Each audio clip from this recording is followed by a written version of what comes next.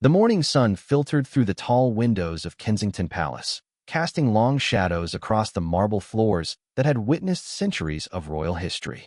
Catherine, Duchess of Cambridge, stood in her private study, her hands trembling as she held a letter that would change everything. The official seal of the palace bore news that she had been dreading for months, yet hoping would never come. William was nowhere to be found in the palace that morning. He had left before dawn, as had become his habit in recent weeks, seeking solace in the grounds of Windsor where he could think without the weight of cameras and expectations bearing down on him. The distance between them had grown like a chasm, filled with unspoken words and shared silences that spoke louder than any argument ever could. The letter in Kate's hands contained the final decision from the Privy Council regarding a matter that had been tearing at the fabric of their marriage for over a year. It was a decision that would require one of them to make a sacrifice so profound that it would fundamentally alter not just their relationship, but the future of the monarchy itself. The choice was stark and unforgiving, offering no middle ground for compromise. Catherine had always known that marrying into the royal family would mean sacrificing parts of herself, but she had never imagined it would come to this. The young woman who had once captured William's heart at university, with her infectious laugh and down-to-earth nature, had been slowly transformed by the pressures of royal life. Every public appearance, every smile, every gesture had been scrutinized and analyzed until she sometimes felt like she was performing her own life rather than living it. The weight of duty had settled on her shoulders like a heavy cloak, one that she wore with grace but felt crushing her spirit with each passing day. She remembered the early years of their marriage, when love had seemed strong enough to overcome any obstacle. They had been a team then, facing the challenges of royal life together, supporting each other through scandals and celebrations alike. But somewhere along the way, that unity had fractured. William's own struggles with his role as future king had created a barrier between them that neither seemed able to cross. The pressure of knowing that every decision he made would affect millions of people had changed him, making him more reserved, more careful, more distant.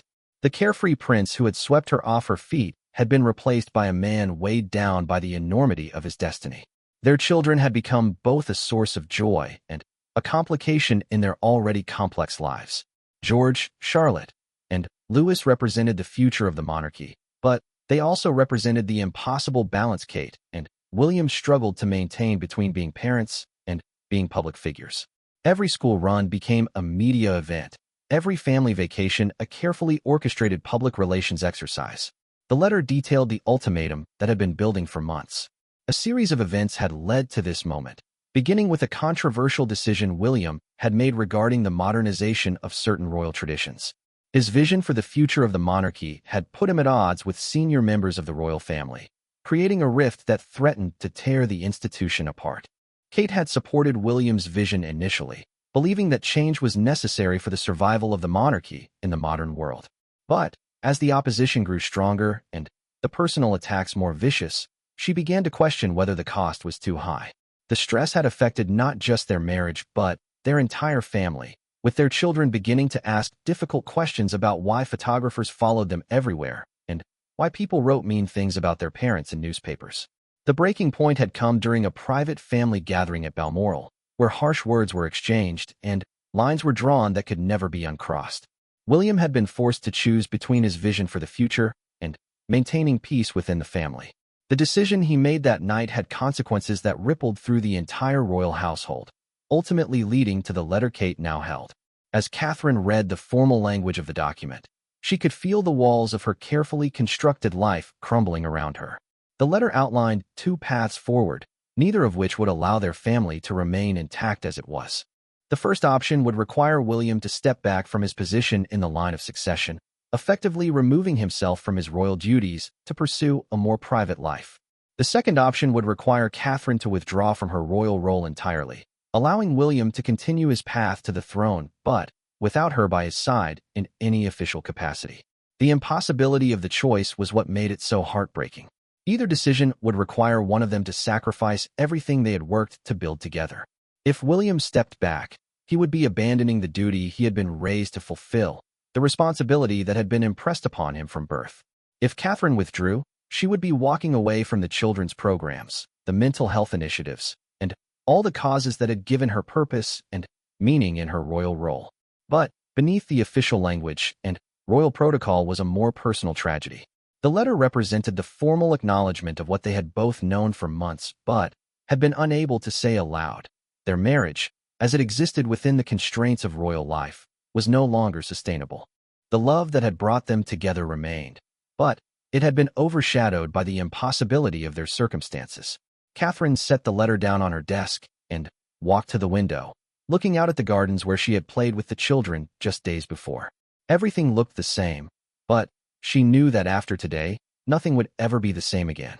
The life she had built, the identity she had crafted as the Duchess of Cambridge, the future she had envisioned for her family, all of it hung in the balance, waiting for a decision that would break someone's heart no matter what choice was made. She thought about the early days of her relationship with William, when their biggest worry was avoiding the paparazzi during their university years. They had been so young then, so naive about what the future would hold. They had believed that love would be enough, that they could face anything together as long as they had each other. The irony was that their love had never been stronger, but the external pressures had finally become too much to bear. The sound of a car pulling into the courtyard broke through her thoughts. William was returning from his morning ride, and soon they would have to face each other with the knowledge of what the letter contained. They had learned to communicate in glances and subtle gestures over the years, reading each other's moods and thoughts without words. Today, that silent communication would carry the weight of a decision that would define the rest of their lives. Catherine moved away from the window and picked up the letter again, reading through it one more time to make sure she understood every implication, every consequence of the choices they now faced. The formal language could not disguise the human drama at its heart, a couple torn between duty and desire, between public service and private happiness, between the roles they had been given and the life they wanted to live. As footsteps echoed in the corridor outside her study, Catherine folded the letter and placed it back in its envelope.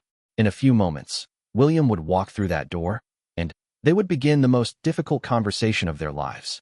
Everything that came after would be determined by what they decided in the next few hours, and the weight of that responsibility felt almost unbearable. The door opened quietly, and William appeared, still wearing his riding clothes, his hair disheveled from the wind. He looked at her face and immediately knew that the moment they had been dreading had finally arrived. Without a word, he crossed the room and stood beside her, both of them staring at the envelope that contained their fate. In the silence that followed, they both understood that this was the beginning of the end of one chapter of their lives, and the uncertain beginning of something entirely different. The choice before them would require a courage they weren't sure they possessed, and a sacrifice that would echo through generations. The young couple who had fallen in love at university were about to discover what it truly meant to put love before duty, or duty before love. The morning sun continued to stream through the windows, but the warmth it had brought earlier seemed to have disappeared, leaving only the cold reality of an impossible decision and the knowledge that, whatever they chose, they would never be the same people they had been when the day began. William closed the door behind him with a soft click that seemed to echo through the room like a gunshot. He stood there for a moment, his back against the door, studying Catherine's face with the intensity of someone trying to memorize every detail. Her expression told him everything he needed to know about the contents of that envelope, and his heart sank even as he had been expecting this moment for weeks. "They've made their decision," Catherine said quietly, her voice barely above a whisper. It wasn't a question. William's expression had already confirmed what she had suspected when she saw him return from his morning ride with slumped shoulders and the look of a man carrying an impossible burden. William nodded slowly, pushing himself away from the door and moving to the chairs by the fireplace where they had shared so many conversations over the years. Some had been joyful planning sessions for charity events and family vacations. Others had been difficult discussions about media intrusions and family politics. But none had carried the weight of finality that this conversation would bear. "They want an answer by tomorrow evening," Catherine continued, sinking into her chair and looking at the letter as if it might disappear if she stared at it long enough. "No extensions, no negotiations, no compromises. One of us steps back completely, or we find ourselves in a situation that could damage the monarchy irreparably." The silence that followed was filled with years of shared experiences, mutual understanding, and a love that had endured pressures that would have destroyed most marriages. They had weathered scandals, family feuds, international incidents, and the constant scrutiny of a world that seemed to believe their lives belonged to everyone except themselves. Through it all, they had maintained their connection, their partnership, their commitment to each other, and to the institution they served. But this was different. This wasn't about surviving another scandal or navigating another family crisis. This was about choosing between two fundamental aspects of their identity, and there was no way to choose without losing something essential. William leaned forward, his elbows on his knees, his hands clasped together so tightly that his knuckles were white. "I've been thinking about this all morning," he said finally, riding through the grounds, trying to imagine what life would be like if. He trailed off, unable to finish the sentence because both endings were equally unthinkable. Catherine understood. She had been playing out both scenarios in her mind since receiving the letter. If William stepped back from the line of succession, they could have the private life they sometimes dreamed about in their most honest moments. They could raise their children away from the constant glare of public attention, could make decisions based on what was best for their family rather than what was best for public perception. They could travel as a family without security details and diplomatic protocols, could attend their children's school events without causing a media frenzy, could simply be themselves without the weight of centuries of tradition and expectation. But William stepping back would also mean abandoning everything he had been raised to believe was his purpose in life. From childhood, he had been prepared for kingship, taught that his personal desires were secondary to his duty to the nation and the Commonwealth. To walk away now would not just be a personal decision. It would be a rejection of everything his grandmother, his father, and generations of monarchs had worked to preserve and protect. On the other hand, if Catherine withdrew from her royal role, William could continue on the path he had been born to follow, but he would be doing so without the partner who had helped him become the man he was. More than that, their children would grow up in a broken family, split between their royal duties and their private lives in a way that could damage them psychologically and emotionally. "What did your father say when you spoke to him this morning?" Catherine asked, though she could guess from William's expression that the conversation had not gone well. "He reminded me of my duty," William said with a bitter laugh. "As if I could forget. He said that personal happiness has always been secondary to service in our family, and that I knew this when I married you. He said that if I truly loved you, I would let you go rather than drag you down with the weight of an institution that was never meant for someone like you." The words stung, even though Catherine had heard variations of them before from various members of the royal family who had never quite accepted her as one of their own. Despite years of flawless public service and dedication to her royal duties, there were still those who saw her as an outsider, someone who had married into the family but could never truly belong to it. "And what did you say to that?" Catherine asked, though she could see the pain in William's eyes and knew that the conversation had cut him deeply. "I told him that you had proven yourself more dedicated to the crown than half the people born into it," William said firmly. "I told him that you had sacrificed more for this family and this institution than anyone had a right to ask, and that if the monarchy couldn't find a way to accommodate someone like you, then perhaps it didn't deserve to survive." Catherine felt a surge of love and gratitude for William's defense of her, but it was tinged with sadness because she knew that his loyalty to her was part of what had created this impossible situation. His refusal to simply accept the status quo, his insistence on fighting for modernization and change, had put him at odds with the very institution he was meant to inherit. "Your father wasn't wrong about one thing," Catherine said quietly. "I didn't know what I was signing up for when I married you. I knew that our personal happiness would always come second to duty and service. I thought I was strong enough to handle that, and for a long time, I was. But I didn't anticipate how it would feel to watch our children struggle with the weight of expectations they never asked for." This was perhaps the most painful aspect of their situation. George, Charlotte, and Louis had been born into roles they had no choice in accepting, and as they grew older, the constraints of their positions were becoming more apparent. George, in particular, had begun asking difficult questions about why he couldn't have play dates like other children, why photographers followed their family everywhere, and why people he had never met felt entitled to express opinions about his parents' marriage. "They deserve better than this," William said, voicing the thought that had been haunting both of them for months. "They deserve to grow up feeling loved and secure, not feeling like they're living in a fishbowl where every move is analyzed and criticized." Catherine nodded, thinking about the conversation she had overheard between George and his school friend just the week before. The friend had asked George why his parents always looked so sad in photographs, and George had answered with a wisdom that no 8-year-old should possess, because they have to be perfect all the time, and being perfect is very hard. The innocence of that observation had broken Catherine's heart. Her children were learning that love wasn't enough, that even when two people cared deeply for each other, external pressures could force them apart. It was a lesson she had never wanted them to learn, especially not at such a young age. Maybe the real question isn't what's best for us, Catherine said slowly. Maybe the question is what's best for them. What kind of parents do we want to be?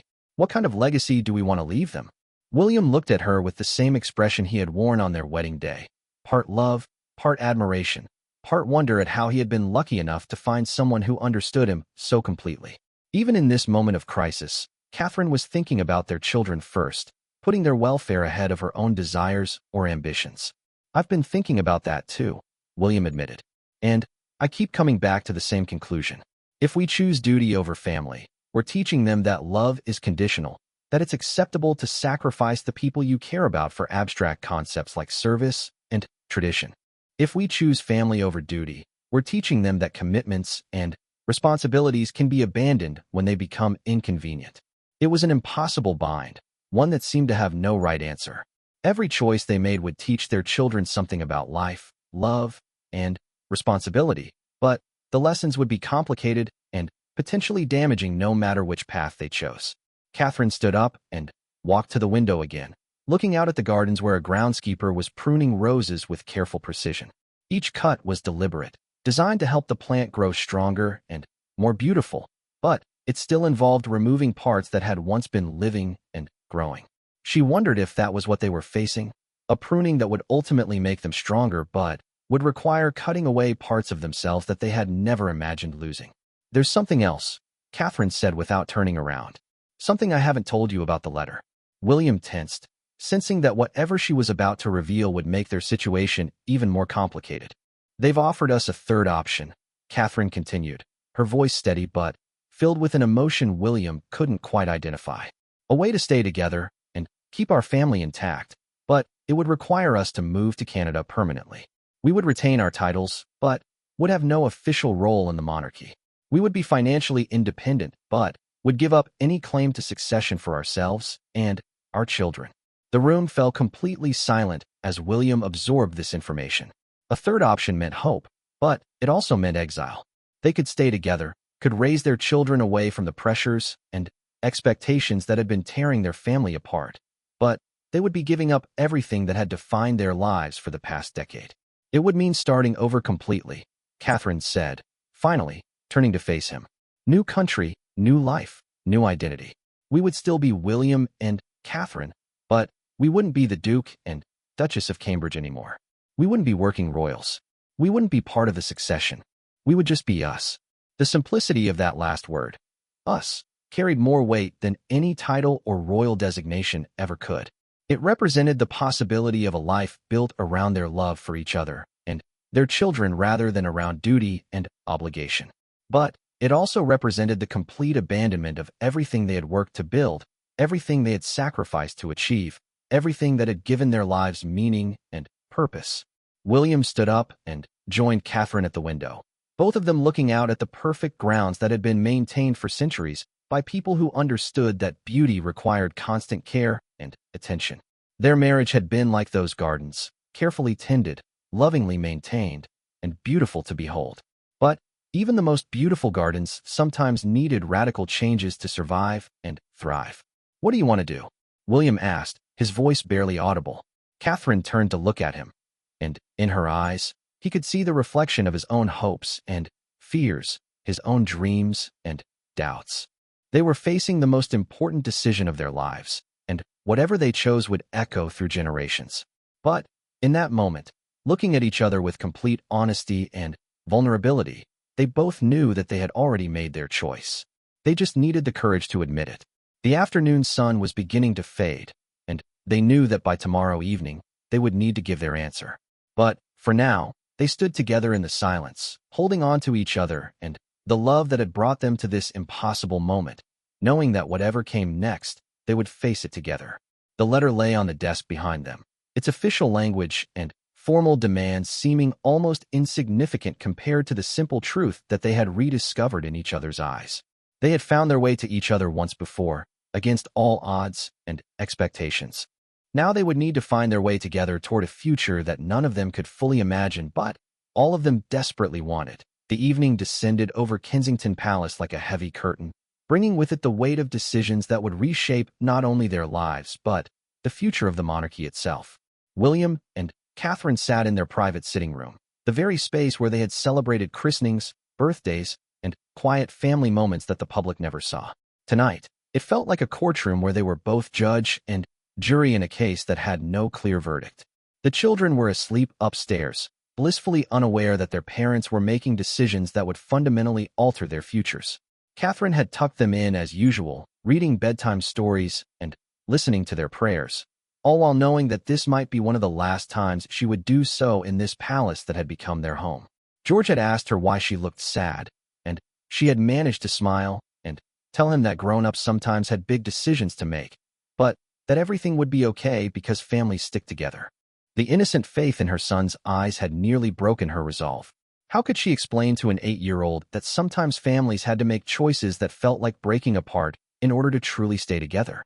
How could she tell him that the palace he had always called home might soon become just a memory, a chapter in their lives that would be closed forever? William sat across from her, holding the letter they had read and reread throughout the day until they could recite its contents from memory. The three options laid out before them seemed equally impossible and equally necessary, depending on how they chose to look at their situation. Each path forward required sacrifices that felt too enormous to contemplate, yet the status quo was no longer sustainable. "I keep thinking about what you said earlier," William began, his voice heavy with exhaustion. "About what kind of parents we want to be, what kind of legacy we want to leave the children.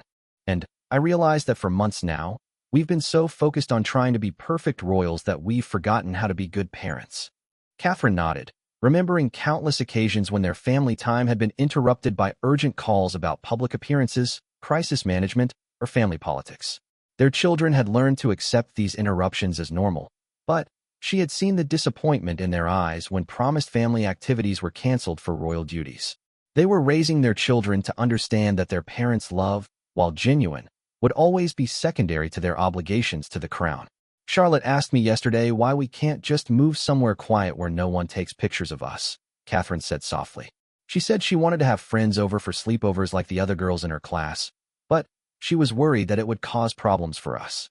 A 7-year-old shouldn't have to worry about whether having friends over for sleepovers will create a security risk or a media circus. The weight of that observation settled between them like a physical presence. Their children were growing up understanding that their very existence was a public commodity, that their friendships, their activities, their mistakes, and triumphs would all be scrutinized by strangers who felt entitled to judge and comment on their lives. William set the letter down and stood up, walking to the family photographs that lined the mantelpiece. Pictures of happier times, when the children were smaller and the pressures of royal life hadn't yet revealed their full complexity. In many of the photos, they looked genuinely happy and relaxed, but William realized that most of those moments had been captured during private family vacations or quiet weekends when they could temporarily forget about their public roles. "I've been thinking about the third option," William said, still looking at the photographs. "About what it would mean to start over in Canada, to give the children a chance to grow up without this constant pressure." Catherine felt her heart speed up at the admission. They had both been thinking about it, but neither had wanted to be the first to voice the possibility out loud. To even consider it felt like a betrayal of everything they had been taught about duty and service, yet it also felt like the only way to save their family. "It would mean admitting that we failed," Catherine said quietly, "that we couldn't find a way to balance our personal lives with our public duties. The media would have a field day. They'd say that I was never suited for royal life, that I corrupted you and pulled you away from your responsibilities. Let them say what they want," William replied with more force than he had shown in months. "We know the truth. We know how hard we've tried, how much we've sacrificed, how many times we've put duty before our own happiness and the happiness of our children. If wanting to protect our family makes us failures as royals, then maybe being a royal isn't worth it." The words hung in the air between them, shocking in their honesty. For William to even consider walking away from his birthright represented a fundamental shift in his thinking about himself, his purpose, and his responsibilities. He had been raised to believe that being royal was not just what he did, but who he was, and To question that identity was to question everything he had been taught about his place in the world. Catherine stood up and joined him at the mantelpiece, looking at a photograph from their wedding day. They looked so young, so confident that love would be enough to overcome any obstacle. In some ways, they had been right. Their love had survived and even strengthened through years of pressure and scrutiny. But they had been naive about the cost of maintaining that love within the constraints of royal life. "My mother called this afternoon," Catherine said. "She could hear in my voice that something was wrong. I couldn't tell her what was happening, but she said something that's been echoing in my head all day. She said that she raised me to believe that family comes first, and that she hoped I would never forget that lesson." William turned to look at her, seeing in her expression the struggle between the woman she had been raised to be and the Duchess she had become. Catherine's family had always been close-knit and supportive, prioritizing relationships over appearances, love over obligation. Joining the royal family had required her to learn a different set of values, ones that sometimes conflicted with her deepest instincts about what mattered most in life. "Your mother was right," William said. "Family should come first. And maybe it's taken us this long to realize that preserving our family might require us to leave everything else behind." The telephone rang, interrupting their conversation with its sharp, insistent tone. William looked at the caller ID and saw his father's number. They both knew that this was not a social call. King Charles would be calling to discuss their decision, to pressure them toward the choice that would be best for the monarchy rather than the choice that would be best for their family. William let the phone ring while he and Catherine looked at each other, communicating in the wordless way they had perfected over years of marriage. In that look was a question, a decision, and an acknowledgement of what they both knew they wanted to do. The phone stopped ringing, then immediately started again. "We don't have to answer," Catherine said softly. "We don't have to explain ourselves to anyone until we're ready." William nodded and turned off the phone, creating a bubble of silence around them that felt both peaceful and momentous. In that silence, they could hear only their own thoughts, their own desires, their own truth about what would be best for their family. "If we do this," William said, "if we choose to leave, we can never come back. There won't be any changing our minds in a few years when the children are older or when the political situation shifts. Once we step away forever." Catherine nodded, understanding the finality of what they were contemplating. But she also understood that staying would mean a different kind of forever, a lifetime of watching their marriage slowly erode under pressures that showed no signs of decreasing, a lifetime of watching their children struggle with expectations and limitations they had never chosen for themselves. "I've been thinking about what normal would feel like," Catherine said.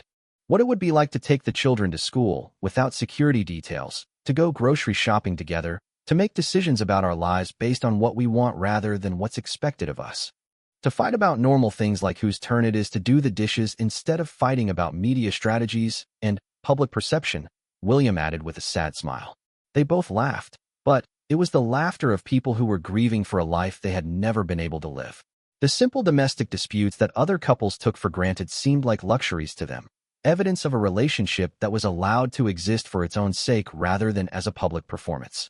The children would have to change schools, leave their friends, Catherine said, working through the practical implications of their potential decision. But they're young enough that they would adapt. And they would have something they've never had, privacy. The chance to make mistakes and learn from them without the whole world watching. "They would have us," William said. "Really have us, not the version of us that's constantly interrupted by royal duties and public obligations. They would have parents who could focus on being parents instead of trying to balance that with being symbols of an institution."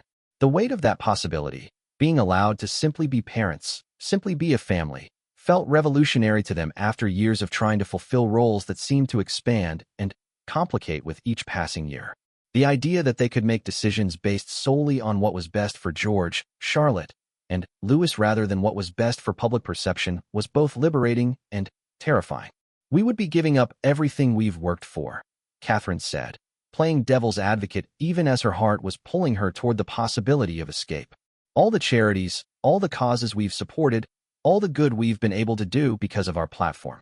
Would we be giving it up, or would we just be finding different ways to do good?" William countered, "Ways that don't require us to sacrifice our family in the process?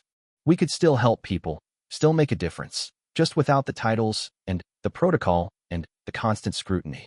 They talked through the night, weighing options and imagining possibilities, grieving for the life they were losing and hoping for the life they might gain. By dawn, they had made their decision, though neither of them said it aloud. Some decisions are too momentous for words. They require action instead of discussion. As the sun rose over London, William and Catherine knew that they were about to embark on the most difficult conversation of their lives, one that would determine not just their future, but the future of their children and the institution they had served with dedication and love. But they also knew that they would face that conversation together, united in their commitment to their family and their love for each other. The letter that had seemed so ominous the day before now looked like what it truly was, a piece of paper containing someone else's idea of what their lives should be. They had their own ideas now, their own vision of what their family could become if they were brave enough to claim it. The palace around them was waking up, preparing for another day of royal duties and public appearances. But for William and Catherine, this would be their last morning as working members of the royal family, though they didn't yet know when or how they would make their departure official. They had found their courage in each other, and now they would need to find the strength to act on it. The next morning arrived with an unseasonable chill that seemed to mirror the atmosphere throughout the royal household. Word had somehow spread through the palace staff that something significant was happening, though no one spoke of it directly. There was a tension in the air, a collective holding of breath, as if the entire institution was waiting for news that would change everything they had known. William and Catherine had barely slept, spending the early hours of the morning making lists and phone calls that had to be carefully coded to avoid detection. The decision they had reached felt both inevitable and impossible, requiring them to simultaneously plan for a future they desperately wanted while saying goodbye to a life they had never expected to leave. The children's routine continued as normal, a deliberate choice by their parents to maintain some stability while everything else shifted around them. George, Charlotte, and Louis ate their breakfast and prepared for school with no idea that their parents were orchestrating what would essentially be their family's exodus from the only life they had ever known. Catherine stood in her dressing room, looking at the rows of formal wear that had defined her public image for over a decade. The carefully chosen outfits for state dinners, charity galas, and royal tours represented thousands of hours of fittings, consultations, and public appearances. Each piece held memories. The dress she wore to her first state banquet, the coat that had been photographed 100 times during walkabouts, the jewelry that carried the history of queens who had worn it before her. Soon, none of it would belong to her anymore. The tiaras would go back to the royal collection, the formal gowns would be archived or donated, and the everyday clothes that had been chosen specifically for their appropriateness at royal engagements would no longer serve any purpose in her life. She would be free to choose her own wardrobe again, to dress for comfort rather than protocol. But the thought filled her with unexpected sadness rather than relief. William was in his study, drafting the letter that would formally communicate their decision to the palace. Each word had to be chosen carefully, not just for diplomatic reasons, but because this letter would become part of the official record of their departure. Historians would analyze it, journalists would dissect it, and future generations would read it as an explanation for why they chose love over duty when the two became irreconcilable. "Your Majesty," he wrote, then stopped, staring at the formal address that would soon feel strange on his lips. After this letter was delivered, his grandmother would no longer be his sovereign in the same way, and their relationship would shift from official to purely personal. The weight of that change made his hand tremble as he continued writing. After careful consideration and extensive discussion, Catherine and I have decided to accept the third option presented to us. We will be relocating to Canada with our children, where we will continue to serve the Commonwealth in a private capacity while stepping back from our official royal duties. The words looked stark on the page, so formal and clinical for a decision that had torn their hearts apart. How could he possibly convey in official language the anguish they had felt in choosing between duty and family, the sleepless nights they had spent worrying about their children's futures, the gradual erosion of their marriage under pressures that no amount of love seemed able to withstand? A knock on the door interrupted his thoughts. Catherine entered, carrying a tea service that she had prepared herself, a small act of normalcy in a morning that felt surreal in its significance. They had learned over the years to find comfort in these quiet domestic moments, the brief interludes when they could simply be husband and wife rather than duke and duchess. "I've been thinking about what we tell the children," Catherine said as she poured tea with hands that shook slightly. "They deserve to hear it from us before they hear it from anyone else. But I'm not sure how to explain something that we're still trying to understand ourselves.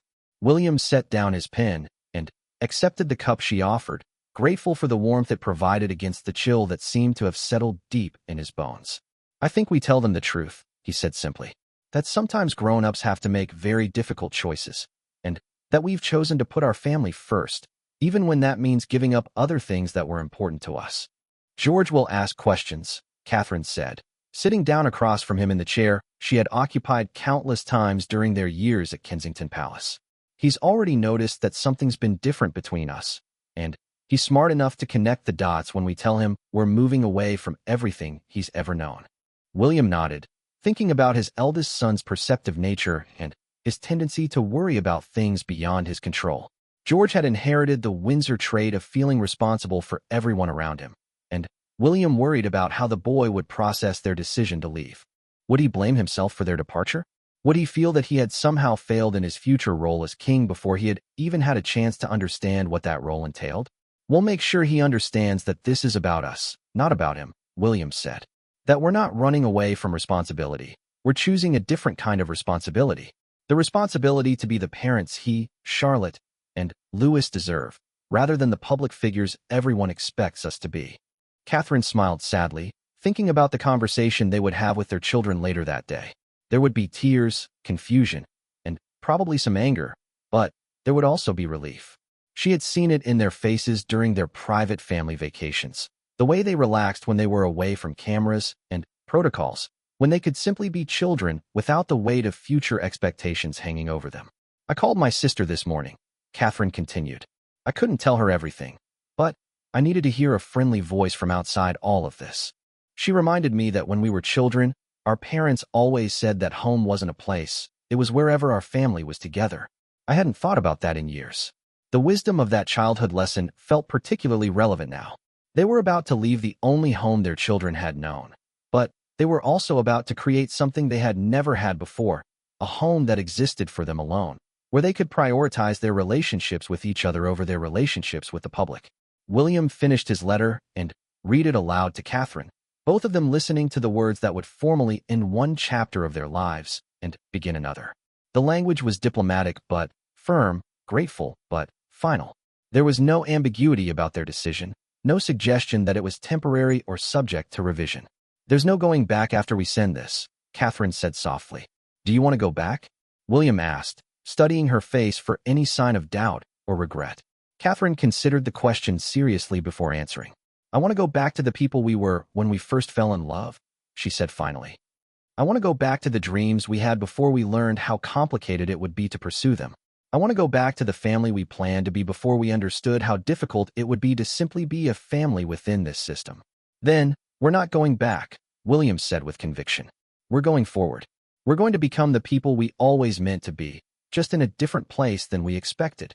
The sound of children's laughter echoed from the garden outside, where George, Charlotte, and Louis were playing during their break from lessons. Their joy was uncomplicated, unshadowed by the adult concerns that had been weighing down their parents for months. Soon, William and Catherine hoped that joy would be able to flourish without the constraints that had been slowly strangling it. I want to walk through the palace one more time, Catherine said suddenly. Before we tell the children, before we send the letter, before everything changes forever. I want to remember it the way it was when we were happy here. William understood the impulse. Despite everything that had gone wrong, Kensington Palace had been their home, the place where their children had taken their first steps, said their first words, and learned what it meant to be part of a family. There had been good times here, moments of genuine happiness, and love that had sustained them through the difficult periods. They spent the next hour walking through rooms that held years of memories. The nursery where each of their children had slept as infants, the kitchen where they had shared countless family meals, the sitting room where they had celebrated holidays and anniversaries. Each space told part of the story of their marriage, their family, and their attempts to build a normal life within extraordinary circumstances. In the portrait gallery, they stopped in front of paintings of previous generations of royals, men and women who had faced their own impossible choices between personal happiness and public duty. Some had chosen duty and lived lives of quiet sacrifice. Others had chosen love and faced exile or scandal. William and Catherine were part of a long tradition of royals who had been forced to choose between their hearts and their crowns.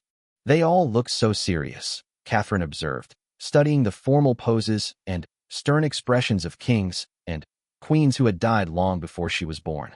I wonder if any of them were truly happy. I think happiness was considered less important then, William replied. Or maybe they just didn't believe it was possible to have both happiness and duty. Maybe they accepted that sacrifice was simply the price of their position. But we don't have to accept that, Catherine said with growing certainty. We can choose differently. We can choose happiness, even if it means giving up everything else. As they made their way back to the family quarters, they passed staff members who had served them faithfully for years.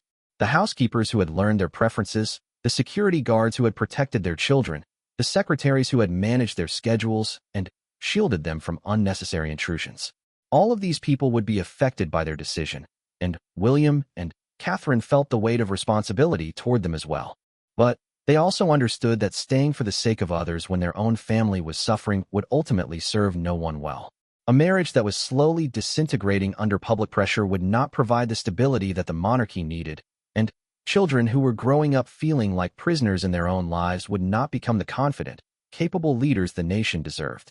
The time had come to make the final preparations for their departure, to have the difficult conversations, and make the painful goodbyes that would mark the end of one life and the beginning of another.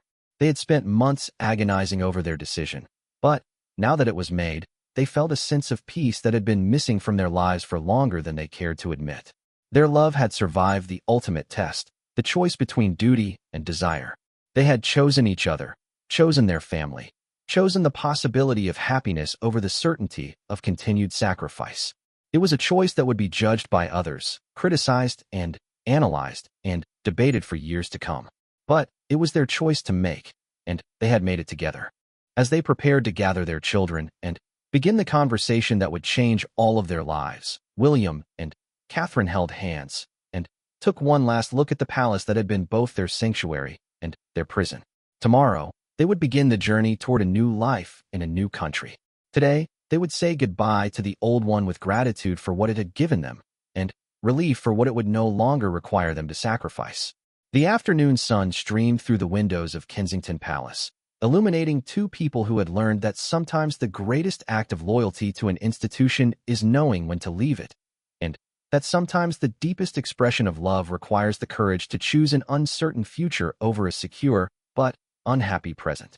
The final evening at Kensington Palace arrived with an almost ceremonial solemnity that seemed to acknowledge the historic nature of what was taking place.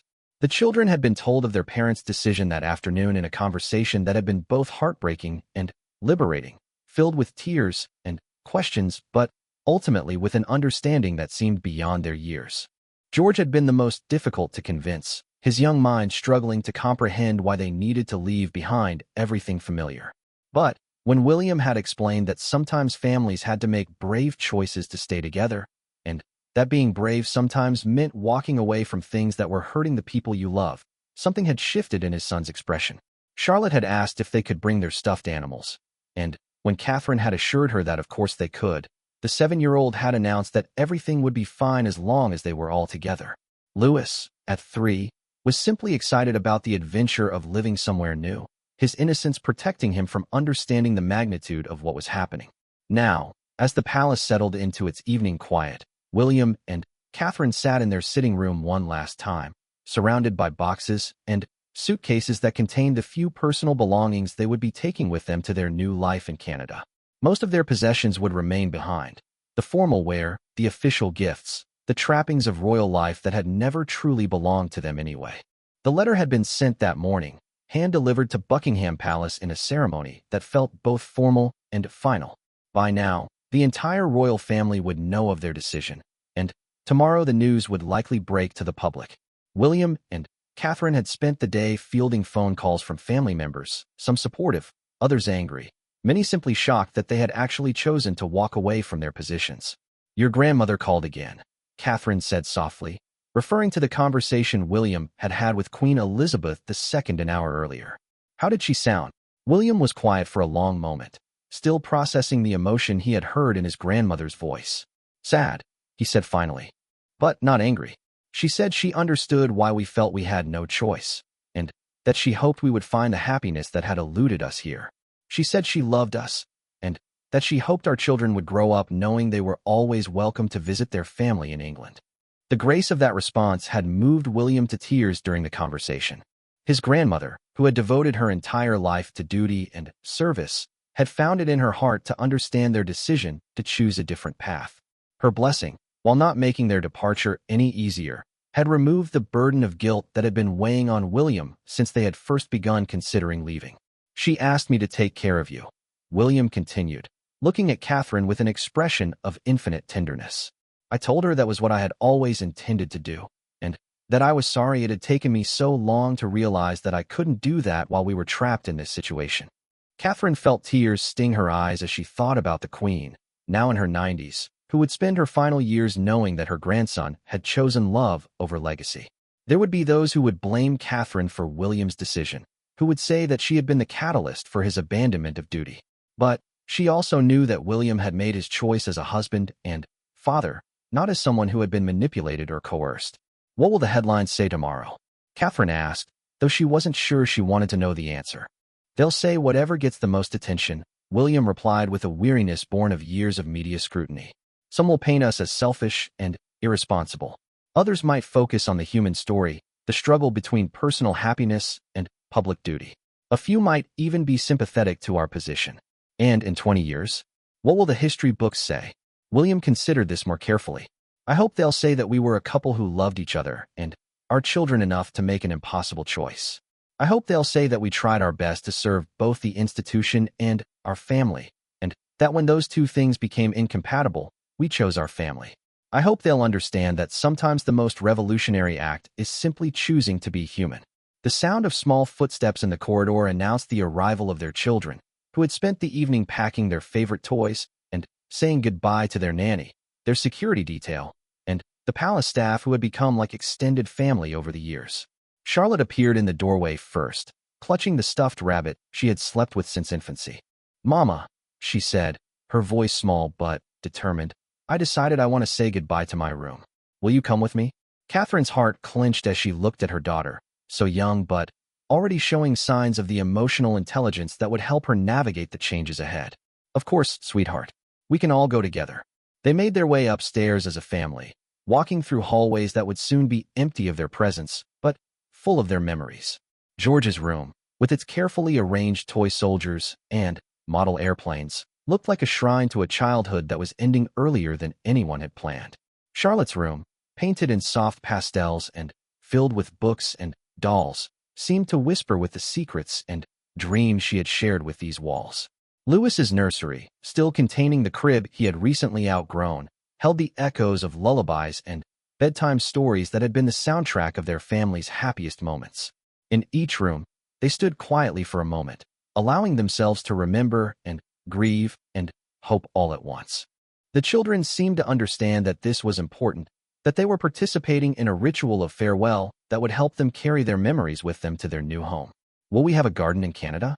George asked as they stood in the window of his room, looking out at the grounds where he had learned to ride a bicycle and play football. "Yes," William promised. "A garden where you can play without anyone taking pictures, where your friends can come over without us having to arrange security clearances, where you can just be a little boy instead of a future king." The weight of that last phrase hung in the air between them. George would no longer be third in line to the throne after their departure. He would simply be George, free to choose his own path in life without the burden of centuries of expectation resting on his small shoulders. The liberation of that possibility was something William hoped his son would eventually come to appreciate, even if he couldn't understand it now. As they made their way back downstairs, Catherine paused at the portrait of herself that hung in the main hallway, painted shortly after their wedding when she was still learning how to be a duchess. The young woman in the painting looked hopeful and determined, ready to take on whatever challenges royal life might present. Catherine wondered if that younger version of herself could have imagined the choice she would eventually be forced to make. "Do you regret it?" William asked quietly, following her gaze to the portrait. "Any of it?" Catherine thought carefully before answering. "I regret that we couldn't find a way to make it work," she said finally. "I regret that the institution couldn't evolve enough to accommodate people like us, people who want to serve, but also want to live. I regret that our children will grow up knowing their parents had to choose between duty and family. But I don't regret falling in love with you, and I don't regret the decision we've made. The truth of that statement settled between them like a benediction. Despite everything they had endured, despite the pain of leaving and the uncertainty of what lay ahead, their love remained intact.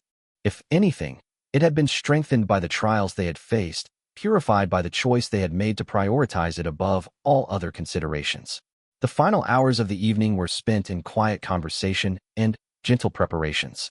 They read bedtime stories to the children in the sitting room, creating one last memory in the space that had been the heart of their family life. Louis fell asleep in Catherine's arms, and George and Charlotte cuddled close to William as he read from a book of fairy tales, stories about brave princes and princesses who had to overcome obstacles to find their happy endings. When the children were finally asleep in their beds for the last time at Kensington Palace, William and Catherine returned to their sitting room and sat together on the sofa where they had shared thousands of conversations over the years. Outside, London continued its eternal rhythm, unaware that two of its most famous residents were preparing to disappear into private life. "I love you," William said simply, words that carried the weight of everything they had been through and everything they hoped to become. "I love you too," Catherine replied, her voice steady despite the tears in her eyes. "And I'm proud of us. I'm proud that we found the courage to choose each other when it would have been easier to just keep going and hope things would get better." They sat in comfortable silence as the hours passed, holding hands and watching the familiar shadows move across the walls. By morning, they would begin their journey to a new country and a new life. They would face criticism and judgment, questions and speculation.